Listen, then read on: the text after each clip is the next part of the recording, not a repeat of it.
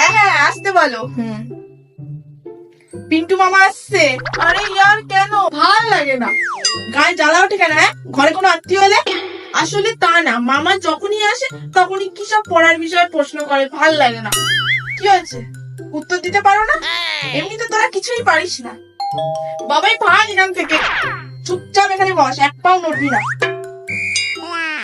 আর বল, সব পড়াশোনা কেমন চলছে? ভালো ভালো ভালো। আর মানু, কি সাবজেক্ট নেওয়া হচ্ছে? আমি সায়েন্স। বাহ, খুব ভালো। আর বাবাই?